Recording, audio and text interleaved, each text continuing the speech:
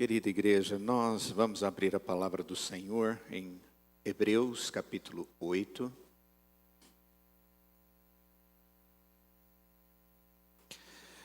Na última semana nós começamos a estudar esse texto e analisamos até o verso de número 5.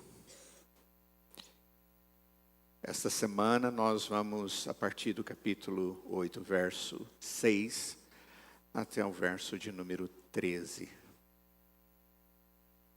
onde diz assim, verso 6: Mas agora Jesus obteve um ministério tão mais excelente quanto é também mediador de superior aliança instituída com base em superiores promessas. Porque se aquela primeira aliança tivesse sido sem defeito, de maneira alguma estaria sendo buscado lugar para uma segunda aliança. E de fato, repreendeu-os, diz: Eis aqui vem dias, diz o Senhor, e firmarei nova aliança com a casa de Israel e com a casa de Judá. Não segundo a aliança que fiz com seus pais, no dia em que os tomei pela mão para os tirar da terra do Egito, pois eles não continuaram na minha aliança e eu não dei atenção a eles, diz o Senhor. Porque esta é a aliança que farei com a casa de Israel depois daqueles dias, diz o Senhor. Imprimirei as minhas leis na mente deles e as inscreverei sobre o seu coração, e eu serei o seu Deus, e eles serão o meu povo. E não ensinará jamais cada um ao seu próximo, nem cada um ao seu irmão, dizendo: Conheça o Senhor, porque todos me conhecerão, desde o menor até o maior deles. Pois, para com as suas iniquidades, usarei de misericórdia, e dos seus pecados jamais me lembrarei. Vamos orar. Ó Deus, obrigado porque através da sua palavra nós podemos compreender um pouco mais o teu amor. E cada vez que nós continuamos a ler a tua palavra, maior é essa compreensão. Pois o Senhor, através do teu Espírito, nos dá essa compreensão. E agora, nos dê prazer em saber e entender que o Senhor fez uma aliança de vida e de salvação e que teu Filho Jesus cumpriu todas as exigências para que ela pudesse valer na nossa intimidade contigo. Sê gracioso conosco, Pai, e nos abençoe, em nome de Jesus. No verso 13 diz, quando ele diz nova aliança, torna antiquada a primeira. Ora, aquilo que se torna antiquado e envelhecido está prestes a desaparecer. Agora mesmo nós participamos de um dos momentos mais significativos do culto cristão. É um elemento do culto que é a participação na ceia do Senhor. Pode ser conhecido como momento de comunhão. O Senhor Jesus ensinou a respeito desse assunto. O pastor Jairo leu o texto que o apóstolo Paulo traz lembrança à igreja de Corinto, no capítulo 11 de 1 Coríntios, porque aqueles irmãos estavam tomando e participando da ceia de maneira inadequada. E ele vai explicar como eles deveriam fazê-lo. E no verso de número 25 diz assim: do mesmo modo, depois da ceia, ou depois de terem comido o pão, pegou também o cálice, dizendo: este cálice é a nova aliança no meu sangue. Façam isso todas as vezes que o beberem, em memória de mim. Mas o que eu gostaria de destacar para vocês aqui, que quando o Senhor Jesus participa daquilo que é conhecido de que a última refeição, a última ceia do Senhor Jesus, que ele instituiu aquilo que nós chamamos de Santa Ceia, ele disse que eles deveriam entender que aquilo que estava sendo feito estava ligado àquilo que é chamado de nova aliança. Falar de aliança para o povo de Deus no Antigo Testamento não era para eles algo estranho. Muito pelo contrário, a aliança era tudo o que fazia o povo de Deus conviver com Deus. A única possibilidade do homem, do ser humano, conviver com Deus é através da iniciativa de Deus de querer conviver conosco.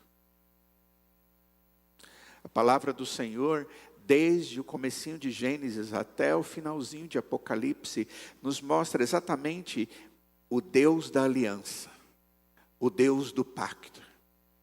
E várias figuras são usadas, uma delas na Santa Ceia.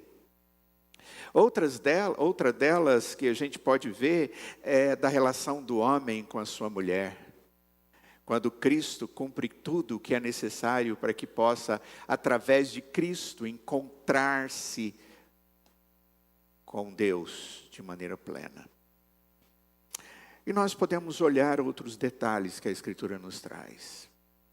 Mas o que é muito importante para nós aqui entendermos e lembrarmos é aquilo que foi dito até agora, do verso 1 até o verso de número 5, onde o autor de Hebreus, falando a respeito da nova aliança, ele diz: na nova aliança tem um sumo sacerdote para sempre.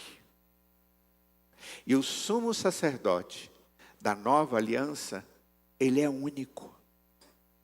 E isso é importante porque até aquele tempo escolhia-se um sumo sacerdote dentro de vários critérios, e esse sumo sacerdote ele tinha essa função, esta responsabilidade.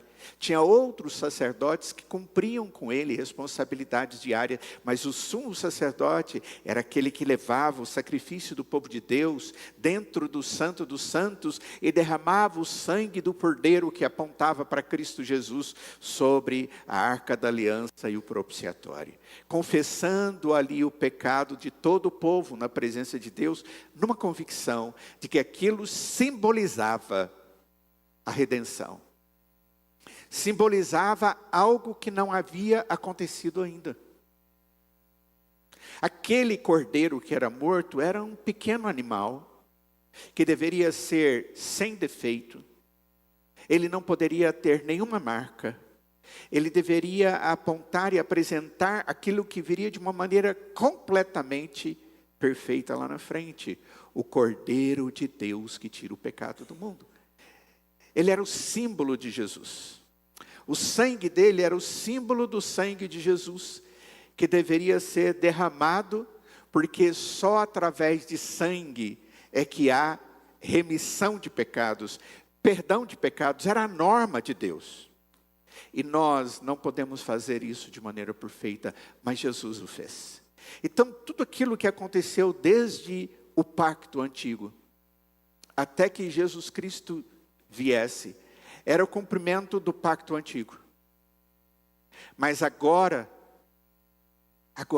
é um novo pacto, que em certo sentido não é diferente do anterior, mas em outros sentidos é completamente, porque esse é passageiro e o outro é eterno. Esse é um símbolo, e Jesus não é símbolo.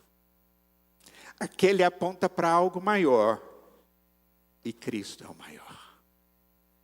Então, quando o autor fala a respeito de Jesus, ele diz: olha, ele é esse sumo sacerdote. Foi ele que ofereceu o sacrifício em nosso lugar, e o sacrifício era ele mesmo.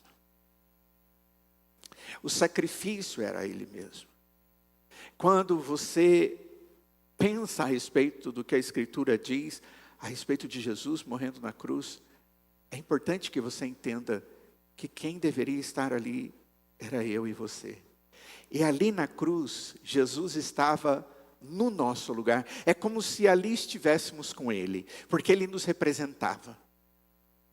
E Ele fez isso por amor, por bondade, por vontade de nos ter na sua presença, totalmente limpos dos nossos pecados, redimidos, libertos do poder do pecado, e pudéssemos viver com Ele não um tempo pequeno, passageiro, mas é a eternidade com Ele nos céus. Aquilo que é menor para aquilo que é maior, aquilo que é velho para aquilo que é novo. Eu conheci um teólogo, eu tive a oportunidade de conhecê-lo, chamado Gerhard von Groninger. É um chamado de teólogo do pacto. A teologia do pacto, aquele que olha o pacto na Escritura como um todo. E é muito interessante, ele tem um livro, se um dia você tiver disposição de ler um grande livro, chamado Revelação Messiânica no Velho Testamento, você vai ver ele nos mostrando que o pacto, a aliança, na verdade, ela é uma só. Porque o propósito dela é apontar o Redentor, o Salvador, aquele que é a parte mais importante do pacto, que é Deus, e nos mostrar. Mas ele também nos mostra que esse único pacto, ele tem momentos dentro da história. Revelação messiânica no Velho Testamento. Tem também outro livro chamado O Cristo dos Pactos, de Joe Palmer Robertson. Se você quer ler um livro menor, com excelente conteúdo a respeito desse tema, pode ler, você vai gostar bastante. Não é uma linguagem difícil de ler. Mas Van Groninger diz o seguinte: Deus estabeleceu uma relação de vida que assinala uma ligação entre Ele mesmo e a humanidade, quando criou Adão à sua imagem e semelhança. Essa relação é um aspecto essencial do pacto de Deus. A ideia fundamental de pacto é ligação. Deus ligou-se ao homem como ligou a humanidade a si mesmo. Foi um laço de vida e amor. É exatamente isso, queridos. Quando a Escritura fala de pacto, de aliança, está falando de um ato de amor que Deus fez a nosso favor, para que nós pudéssemos ter vida e experimentarmos a plenitude do seu amor. Nós vimos alguns aspectos da aliança velha, e agora nós vamos olhar para o texto que nos fala da aliança nova, que é chamada de aliança de Deus. Lembra que no texto de Hebreus, quando nós viemos estudando, nós já estamos no capítulo 8, o texto mostra que Jesus era melhor do que os profetas. Que a graça é melhor do que a lei. De que todas as coisas são melhores em Cristo. E agora o texto nos fala de uma aliança melhor. Aquela que é diretamente feita entre o Pai e o Filho a nosso favor. Onde nós estamos sendo inseridos por causa de Cristo, que foi enviado em nosso lugar. No verso de número 6 de Hebreus 8 diz: mas agora Jesus obteve um ministério tanto mais excelente, quanto é também mediador de superior aliança, instituída com base em superiores promessas. Quando a gente se casa, nós fazemos promessas um para o outro, chamado aliança, é um pacto. A gente até usa um sinal do pacto. O apóstolo Paulo, em Efésios capítulo 5, ele diz que a comunhão e a convivência de um homem e uma mulher é pactual, semelhante àquela que Cristo, noivo, tem com a igreja, a noiva. E que exige responsabilidade ao fazer o pacto, porque ela exige cumprimento. O pacto de Deus é feito conosco de tal forma que Deus quer ver naquele que está pactuando com Ele uma vida condizente. Uma realidade. Quando você faz um pacto com a sua esposa, com seu marido, ou seu futuro marido e a sua futura esposa, o que se espera é que você ouça aquilo que esta pessoa vai se esforçar até o sangue para cumprir. Até no momento da chatura, do egoísmo. Até naquela hora de repetições que não acabam mais. Até naquelas horas mais difíceis. Eu estou disposto a ser fiel ao outro porque eu coloquei a minha palavra naquilo. E eu espero que a minha fidelidade seja um instrumento nas mãos de Deus para levar o outro à mesma fidelidade.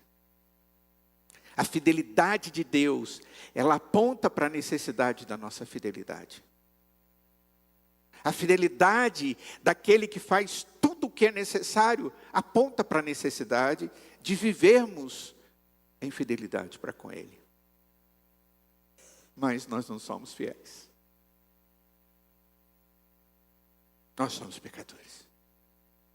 E é por isso que Jesus Cristo assume o nosso lugar no pacto, na nova aliança. Porque Ele poderia cumprir a nosso favor. Mas mesmo assim tem uma exigência. Creia em mim, para que vocês tenham perdão de pecados e seja salvo. Aqui nesse texto que nós lemos no verso 6, diz que os sacerdotes eram os mediadores da aliança. E aqui diz o texto, mediador de uma nova aliança. Deus havia estabelecido sua aliança lá no passado com a nação de Israel. Havia normas para esse relacionamento de aliança e era dever do sacerdote mediar os aspectos sacrificiais e cerimoniais dessa norma. Porque as pessoas quebravam a norma, eles pecavam, e a palavra de Deus, não faça isso, eu faço, não faça aquilo, faça isso, e nós não éramos obedientes, porque o homem não tem capacidade para isso. E aí o sacerdote era o mediador, ele ouvia aquele que pecava, chegar diante do sacerdote e dizer, eu pequei contra Deus, e eu fiz isso, por favor, chegue na presença do Senhor e peça misericórdia em meu nome, leve. E ele sacrificava um animal e ele representava. E agora Jesus é o sumo sacerdote da nova aliança. Não há necessidade de todas as vezes que peco chegar diante de alguém e dizer, por favor, eu estou aqui diante de você confessando o meu pecado. E ele vai dizer, você vai fazer isso, isso. Não. Não existe isso mais. Não existe sacerdócio agora como existia anteriormente. A palavra de Deus diz que através de Jesus Cristo, que fez o sacrifício único e eficaz e suficiente, e quando eu creio, ele se torna o meu sacerdote, o sumo sacerdote da perfeita aliança, e não há mais necessidade de alguém se interpor entre eu e Deus. Eu simplesmente chego na presença de Deus, em nome do sumo sacerdote que é Jesus, e ele me ouve. Eu não preciso mais confessar os meus pecados a uma pessoa, um ser como eu e pecador. Mas eu chego diante de uma pessoa santa, que é mediador, e que me leva na presença de Deus, apresentando o seu próprio sangue vertido na cruz, em meu lugar. Isso é maravilhoso demais. Não existe nada de errado na aliança antiga. Ela foi feita entre Deus Santo e o seu povo, conhecido como o povo da aliança. Mas hoje, diz o texto, há uma aliança melhor, definitiva, chamada de nova aliança. Quando você normalmente usa a palavra novo ou nova, na língua grega, que é a língua do Novo Testamento, você pode usar duas palavras. Uma, neos, que vem a palavra novo mesmo, no sentido de produção. Eu tenho um carro novo. Quer dizer, você pode ter um carro, mas isso significa apenas que ele é novo no sentido de que você o tem e você não tinha antes. E alguém olha para o seu carro e diz, nossa, é um carro novo. Eu digo, mas novo no sentido de que eu não tinha, agora eu tenho. E tem uma outra expressão que é kainos, novo, no sentido de qualidade. Eu tenho um carro novo. Ou seja, é novo no sentido de acabou de ser feita, saiu do forninho agora, recém-produzido. Eu estou inaugurando aquilo que era destinado para mim. Essa nova aliança, ela é nova no sentido de que Deus fez e aplica o seu aspecto de novidade através da pessoa de Cristo Jesus. A nova aliança é no sentido de cá em nós. É uma coisa nova que era desconhecida anteriormente. Deus fez algo novo em Cristo Jesus que Ele nunca tinha feito antes. E é novo e é melhor. O que torna a nova aliança melhor. O texto diz, ela é melhor porque foi instituída com base em superiores promessas. Mas a primeira e mais óbvia promessa da antiga aliança é que haveria uma nova aliança para substituí-la. É interessante porque quando a gente vai lendo o Antigo Testamento e fala da aliança, e várias vezes através dos profetas é dito que nós deveríamos saber que viria uma nova aliança. Porque uma aponta para a outra. A outra, a nova, é um aperfeiçoamento dessa, mas o princípio de salvação continua sendo o mesmo. A fé em Cristo Jesus, que é o sangue que verdadeiramente pode perdoar-nos o pecado. A antiga aliança e a nova aliança têm algo em comum. O comum é, a nova é melhor. É isso que o texto está dizendo. Olha só o verso 7, o texto diz, porque se aquela primeira aliança tivesse sido sem defeito, de maneira alguma estaria sendo buscado lugar para uma segunda aliança.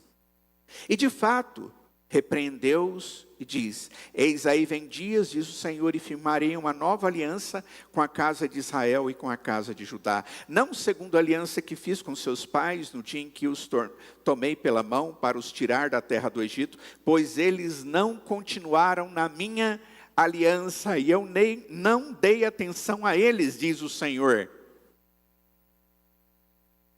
Olha só, aquela primeira tinha um defeito, e o defeito é, alguém no pacto não cumpriu. O defeito não estava na primeira parte dos pactuados, que é Deus. Deus diz, eu abençoo aquele que fizer a minha palavra se tornar realidade na sua história. E vou abençoar. Mas aquele que desobedecer o meu querer, a minha lei, esse será amaldiçoado. Havia um princípio, e Deus cumpriria, e em momento algum Ele quebraria o pacto. Mas o povo de Deus quebrou o pacto o tempo inteiro. E parece-nos, e de uma certa forma podemos ter convicção, de todas as vezes que a Escritura nos mostra o povo de Deus se rebelando contra Deus, se esquecendo de Deus, se esquecendo das leis de Deus, se esquecendo do amor de Deus que os livrava dos perigos o tempo inteiro, e eles podiam estudar a história e ver isso acontecendo há 1000 anos, há 500 anos, há 100 anos, há 50 anos antes, e eles podiam lembrar de tudo aquilo que Deus já estava fazendo, mas eles quebravam a lei, quebravam o propósito de Deus, apesar de Deus dizer, eu vou estar com você. E num certo sentido, Deus não quebrou a parte dele da lei. Apesar deles serem desonestos, corrompíveis, corrompidos, pecadores, Deus ainda continuou tratando-os como seu povo. E eventualmente trazendo-os ao entendimento do seu pecado, ao arrependimento e ao perdão. Mas o que Deus tem agora é a promessa de uma nova aliança, que naquela época era vindoura, para ser encontrado em vários lugares, agora na existência do povo de Deus no Novo Testamento e até nós. Não podemos deixar de considerar as implicações da quebra do Antigo Testamento, da velha aliança. O fato de que uma nova aliança foi concedida por Deus, e que substituiria a aliança antiga, pressupõe que há um problema na antiga aliança que precisa ser remediado pela nova aliança. E o que está errado não é a aliança e nem o proponente da aliança, mas aqueles que seriam beneficiados com ela, que somos nós. A falha está na execução de uma parte dos contratados, nós, os seres humanos. O fato de que uma nova aliança foi prometida, enquanto a antiga ainda estava em vigor, pressupõe que havia uma necessidade de algo melhor do que a antiga aliança que estava em vigor até então.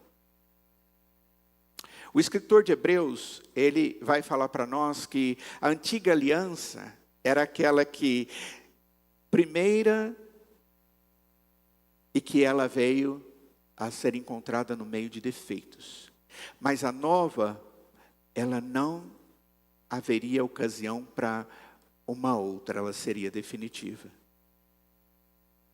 Na primeira você poderia encontrar defeitos, mas na segunda ele faria uma aliança com a casa de Israel e com a casa de Judá, que vai acontecer. Diante disso, queridos, uma segunda verdade que é importante para nós é que o que torna essa nova aliança melhor? Essa relação conosco a partir daquilo que Cristo fez na cruz melhor para nós. Porque as duas apontam para uma aliança de vida. Mas por que a nova é melhor? No verso 10 diz, porque esta é a aliança que farei com a casa de Israel depois daqueles dias, diz o Senhor. Imprimirei as minhas leis na mente deles e as inscreverei sobre o seu coração e serei o seu Deus e eles serão o meu povo. E não ensinará jamais cada um o seu próximo, nem cada um o seu irmão, dizendo, conheça o Senhor, porque todos me conhecerão, desde o menor até o maior deles. Pois para com as suas iniquidades usarei de misericórdia, e dos seus pecados jamais me lembrarei. Quando ele diz nova aliança, torna antiquada a primeira. Ora, aquilo que se torna antiquado e envelhecido está prestes a desaparecer. Nós já vimos que a nova aliança é melhor do que a antiga. E agora nós vamos ver que o texto nos traz 4 razões específicas porque a nova aliança é melhor do que a antiga. Primeiro, a nova aliança é melhor porque é uma aliança que pode ser cumprida através da ação de Deus a nosso favor. Essa talvez seja a explicação mais importante porque a nova aliança é melhor. Porque essa é uma aliança que eu farei com a casa de Israel depois daqueles dias, depois dos dias todos que haveriam de acontecer até que houvesse uma plenitude dos tempos. Quando a Escritura fala de plenitude dos tempos, o apóstolo Paulo diz que a plenitude dos tempos, e ele mostra isso claramente para nós, é quando Cristo veio. Quando Deus preparou o mundo para receber Cristo Jesus e ele nasceu. E ele veio para cumprir a nova aliança, para dar significado à nova aliança. O participante da nova aliança tem algo que o crente de eras passadas nunca teve. Nós temos, se cremos no Senhor Jesus, algo maravilhoso. E de uma maneira especial age na nossa vida. Não que não agia no Antigo Testamento, mas agora é como uma evidência da nossa comunhão com Deus. Eu estou me referindo ao Espírito Santo de Deus que vive dentro dos nossos corações. Ele tem o guardião da aliança habitando nele. Ele quem? Eu e você. O crente que está vivendo sobre a nossa nova aliança, que Jesus Cristo já cumpriu a nosso favor, ele nos dá como das bênçãos dessa aliança cumprida em Cristo Jesus, quando ele crê em Cristo Jesus, a bênção da presença do Espírito Santo em sua vida, e é exatamente o Espírito Santo de Deus nas nossas vidas que faz toda a diferença. Porque o Espírito de Deus é que nos habita a vivermos como Deus quer. É Ele quem nos santifica. Quando a palavra de Deus diz, sede santos, porque eu sou santo, a própria palavra de Deus diz que é o Espírito que nos santifica, que é a obra de Deus em nós. Então, o que na verdade está sendo dito é que eu tenho que me submeter ao Espírito. Eu não posso, por exemplo, entristecer o Espírito Santo de Deus que habita em mim, como diz o apóstolo Paulo, em Efésios capítulo 4, versos 30, 31 e 32 ali. Ele está dizendo, não viva para entristecer o Espírito, mas pelo contrário, vivam como aquele que tem os frutos do Espírito de Deus na sua vida. E ele diz, e assim vocês vão satisfazer Deus, e vocês vão seguir o exemplo. E ele diz que o exemplo no capítulo de número 5, verso 1 e 2 de Efésios é Cristo Jesus. E tudo isso é possível por causa do Espírito de Deus que habita em nós. E esse aspecto da nova aliança, irmãos, ele é maravilhoso. Deus nos dotou o seu povo, eu e você que cremos em Cristo Jesus de uma maneira especial. De tal forma Ele nos capacitou, que Ele trabalha de dentro para fora. É o Espírito em nós, gerando uma prática de vida nova. Por isso que a Escritura, o Senhor Jesus diz que através dos frutos você conhece a árvore. Por isso que o Senhor Jesus diz que a boca fala do que está cheio, o coração cheio do Espírito de Deus, transformado pelo Espírito de Deus, aquele que é construído por Deus e pela presença do Espírito, ele vive como um cristão. A nova aliança, através dela, nós somos capacitados a não viver mais como escravos do pecado. Antes da fé, eu poderia dizer, mas Ele é meu Senhor. Hoje eu não sirvo mais ao pecado. Hoje eu não sirvo mais ao diabo, que era o meu Senhor. Hoje eu sirvo àquele que é Senhor da minha vida e que habita em meu coração com o seu Espírito. Antes eu era daquilo, agora eu sou de Deus. Muito obrigado, Senhor. A segunda coisa que é muito importante que a gente entenda é que a nova aliança é melhor porque ela é totalmente inclusiva. Essa palavra é tão usada ultimamente, né? Mas no sentido tão ruim, que a gente fica com medo de usar a expressão inclusivo. Tudo é inclusivo. Inclusivo, na cultura contemporânea, tem a ver com colocar todo mundo, né, dentro do mesmo balde. Mas tem a ver com você aceitar as pessoas que fazem tudo de errado, como se fosse tudo certo. Porque se você pensar de uma maneira errada, você é politicamente inadequado. Não é esse o sentido de inclusivo. A ideia aqui é porque Deus coloca pessoas de diversas raças, línguas e nações. O convite de Deus para que alguém creia no Senhor Jesus, ele é universal. A salvação não é universal. É só para aqueles que creram. E aqueles que creram são aqueles que são tocados pelo Espírito. Mas nós não sabemos quem são esses. Por isso que eu tenho que pregar o Evangelho do Senhor Jesus a toda criatura, indo fazer discípulos de todas as nações, indo pregar o Evangelho a toda criatura, Marcos capítulo 16, e o texto anterior, Mateus capítulo 28. No verso 11 diz o texto, e não ensinará jamais cada um o seu próximo, nem cada um ao seu irmão, dizendo, conheça o Senhor, porque todos me conhecerão, desde o menor até o maior deles. A antiga aliança era primariamente para o judeu. Ela era judaica. Ela era focada na terra de Israel e nos sacrifícios que aconteciam em Jerusalém. Os sacrifícios tinham que acontecer ali no templo em Jerusalém. Se você quisesse entrar na aliança naquela época, e se você não fosse judeu, você tinha que fazer todo aquilo que o judaísmo e o proselitismo judaico determinava. Você tem que ser circuncidado, você tem que passar, você tem que decorar não sei o quê, e você tem que ter esses compromissos, você tem que... Era um rito de aceitação. Isso exigia uma aderência, uma aceitação àquilo que a gente sabe que o homem não consegue jamais cumprir. Nem os judeus conseguiam. Mas isso muda com a nova aliança.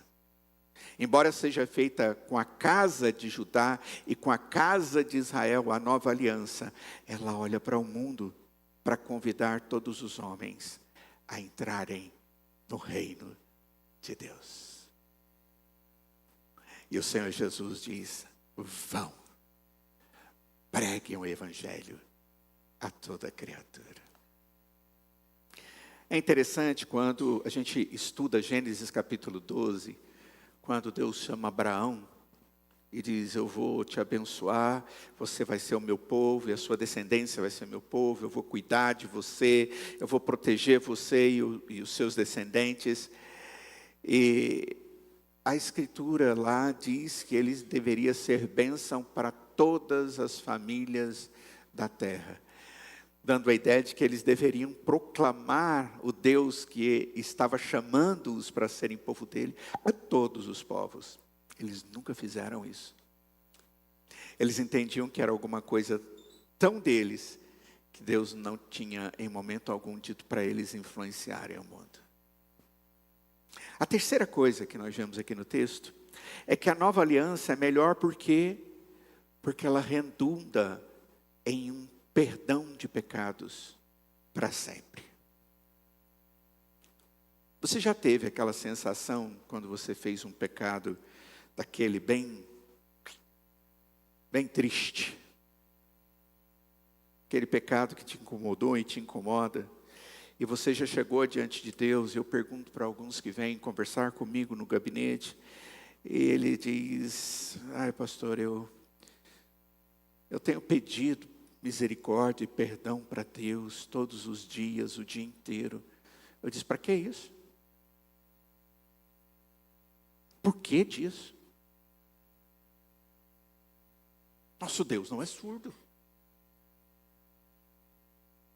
Você se arrepender todos os dias e ter consciência de que pecou é uma necessidade. Mas você achar que precisa repetir 50 vezes para Deus te ouvir, está errado. Se você chegar diante de Deus e disser com sinceridade, do mais profundo do seu coração, de que você reconhece que você é pecador, que você tem feito pecados, e esse pecado eu cometi, Senhor, esse pecado chama isso. Eu pequei contra o Senhor. Eu pequei contra pessoas. Eu desonrei o teu nome. O teu espírito que está em mim foi entristecido. Tenha misericórdia pelo sangue de Cristo, me perdoa, Senhor. Se você fizer isso com sinceridade, a palavra de Deus diz que Deus é poderoso para perdoar os nossos pecados. 1 João capítulo 1, verso 9. Eu não preciso ter dúvidas. Sabe quem põe dúvidas em nós? Nós mesmos, o mundo e o mais sério, o próprio diabo. Que vai chegar na sua orelha e dizer: que é isso? Você acha que Deus vai perdoar você? Mesmo você tendo feito esse pecado? Oh, Ele é santo. Você é terrível, hein? E nesse momento é importante que você diga: mas além de santo, Ele é misericordioso. Além de santo, Ele é maravilhoso. Olha o verso 13, o que diz: quando Ele diz nova aliança, torna antiquada a primeira. E ele continua dizendo: ora, aquilo que se torna antiquado e envelhecido está prestes a desaparecer. Aqueles precisavam ficar fazendo sacrifícios o tempo inteiro. Mas o Senhor diz: pois para com as suas iniquidades, verso 12. Pois para com as suas iniquidades usarei de misericórdia, e dos seus pecados jamais me lembrarei.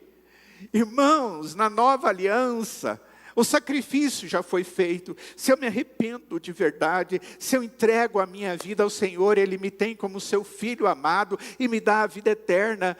E se eu confesso os meus pecados todos os dias, como fizemos durante esse culto, o Senhor não se lembra mais deles. Quem está dizendo isso não sou eu. É o Senhor através da sua palavra. Confia nele. Tranquilize o seu coração. Mas lembre-se que uma das características de que você está arrependido é que você entendeu que errou. Você está triste porque entristeceu a Deus. E você não quer fazer mais aquilo. Vai e não peques mais. Era isso que o Senhor Jesus Cristo dizia às pessoas. Porque se isso for verdade na nossa vida, essa nova aliança nos traz certeza da salvação e do perdão. Na antiga aliança, o povo de Deus, os israelitas, quebraram a aliança, a lei do Senhor. A antiga lei foi escrita em tábuas de pedra. Mas agora, diz o texto aqui, que Deus gravou nos nossos corações a sua vontade. E porque está escrita nos corações dos homens, ela traz consigo meio de cumprirmos as suas obrigações através do Espírito Santo de Deus. Como que eu e você podemos cumprir as obrigações da lei, da nova aliança? Isso só acontece confiando naquele que as cumpriu plenamente a nosso favor. No verso 12 diz: pois para suas iniquidades, olha, eu não vou ter mais peso sobre você, eu vou usar a misericórdia. Seus pecados, eu não vou lembrar mais. Qual foi a maior falha da aliança antiga? Ela não podia perdoar pecados de maneira definitiva, porque logo eu estava de novo sofrendo. Podia cumprir temporariamente, podia tampar temporariamente os meus pecados com o sacrifício de animais que aguardavam um cumprimento futuro. Mas agora, a nova aliança definitivamente perdoa pecados. E a quarta característica. Essa nova aliança é melhor porque ela não se torna velha de novo. Ela não fica caduca. Ela não fica obsoleta. Ela vai ser nova para todo sempre. E é isso que o verso 13 diz. Quando ele diz nova aliança, torna antiquada a primeira. E aquilo que se torna antiquado, envelhecido, está prestes a desaparecer. Eu não tenho mais que ter aquela preocupação da lei para ser salvo, mas agora eu tenho a preocupação da fé para ser salvo, porque quando eu creio, eu vivo segundo a vontade de Deus, porque o Espírito de Deus me santifica. O meu desejo de alma se transforma. Não se iluda. Se você se diz um servo de Deus, se você diz que crê no Senhor Jesus, mas você vive em pecado, você não vive como servo de Deus. E questione a sua própria fé. Porque aquele que crê, diz a palavra do Senhor, é aquele que entra na nova aliança através do sangue de Cristo Jesus, o novo e vivo caminho que Cristo nos trouxe para vivermos com Ele em santidade. Sede santos, diz o Senhor, porque eu sou santo. Para conviver comigo, diz o Senhor, você precisa estar nesse processo de santificação. Eu sei que eu ainda sou pecador, mas eu vivo como um cristão, desejando vencer a minha natureza. E agora isso pode acontecer porque é Deus quem me habilita com o seu Espírito. Para de viver magiando a fé, dizendo que é um cristão e não viver como um cristão. Não faça Deus de tolo, porque Ele não é. Tolo é você se faz isso. Viver com Deus é viver para Deus, segundo Deus, para a glória de Deus, segundo a vontade de Deus. E isso é que nos traz alegria e satisfação de existência, irmãos. Porque na nova aliança nós temos perdão de pecados, são eles que causam consciência pesada, dor na alma, dor física e morte. Mas em Cristo Jesus nós temos perdão, limpeza da consciência, paz no coração e vida eterna. É totalmente diferente. Mas isso é para aquele que verdadeiramente crê no Senhor Jesus. Tem a sua vida depositada diante de Cristo Jesus. Que tem recebido de Deus a eficácia do sangue de Jesus que nos limpa. Que tem recebido o Espírito Santo que nos move todos os dias e até mesmo nos convence do pecado, nos incomoda, para que nós estejamos em choro na presença de Deus e com os nossos joelhos curvados, dizendo: não sou digno do Senhor, por isso, Senhor, me limpe pelo sangue do teu Filho digno, para que eu possa viver como teu Filho na tua presença. Ser cristão requer vida cristã.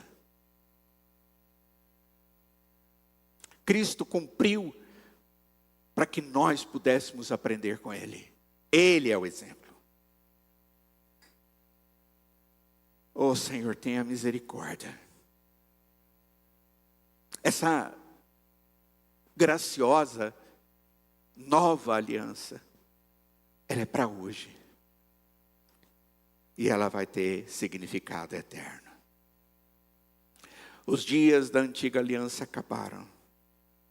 E hoje, querido, nós que somos cristãos devemos viver pelo Espírito, confiando em seu poder e andando na luz do seu ensino contido na sua palavra.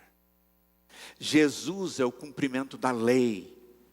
E nos trouxe um relacionamento de uma nova aliança eterna com Deus. Aqui, hoje, agora e nos céus.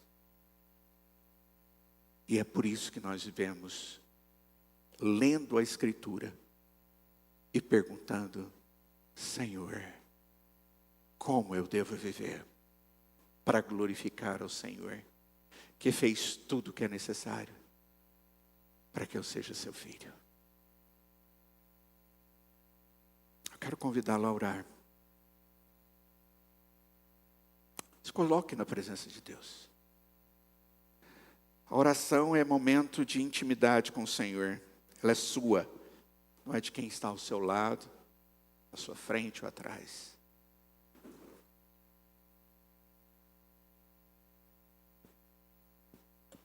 E de repente hoje Deus te incomodou a sua palavra. Então na hora de, se você nunca entregou sua vida para o Senhor Jesus, de maneira sincera, você humildemente reconhecer que você é um pecador e dizer: Senhor, toma minha vida nas suas mãos. Me faz uma nova criatura. Perdoa os meus pecados. Me leva para o céu. Traz paz ao meu coração. Se você já tem Jesus no seu coração, amado irmão, mas você está vivendo à margem da fé que você tem. Você não se importa em agradar a Deus. Você vive um cristianismo relativista. Em alguns momentos o seu querer é mais importante do que o que Deus coloca como certo e errado. É tempo de você pedir misericórdia ao Senhor e pedir para Ele te limpar, para que você possa ser encontrado por Ele como um fiel. Faça essa oração em nome de Jesus.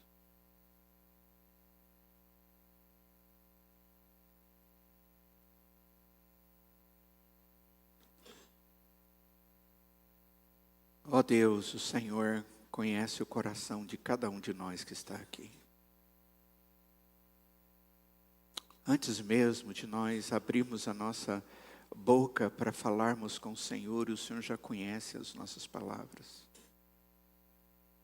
E é exatamente por isso que devemos ser sinceros diante do Senhor. E eu quero pedir a Deus que, se nessa noite a Tua palavra trouxe entendimento de pecado, de vida distante do Senhor para alguma pessoa que aqui está, ou que nos ouve através da internet, Pai, leve essa pessoa à Tua presença, conduza essa pessoa para que ela se entregue ao Senhor e seja uma nova criatura do reino do Senhor, vivendo sobre a nova aliança. Receba essa pessoa na Tua presença como Teu filho, Tua filha amada. E se irmãos que estão aqui chegaram à conclusão de que a sua vida cristã está inadequada, frouxa, que de alguma forma, em algumas áreas, está vivendo de maneira inadequada ao Senhor, tem desonrado o Teu nome e a Tua santidade, Pai, leva esses irmãos ao verdadeiro arrependimento, à confissão dos seus pecados, e a experiência do Seu perdão e livramento, Pai. Ó Deus, faça de nós o povo do Senhor, santificado pelo Teu Espírito a cada dia. Tenha misericórdia de todos nós, ó Pai. Nós oramos assim em nome de Jesus. E nós imploramos que o Deus da paz, que tornou a trazer dentre os mortos a Jesus, o grande pastor das ovelhas, que Ele nos abençoe, nos guarde e faça resplandecer sobre nós o Seu rosto e nos dê da Sua paz. No amor de Deus o Pai, na graça de Jesus o Filho e na comunhão do Seu Santo Espírito, e que seja assim hoje e para todo sempre e para a Tua glória. Amém.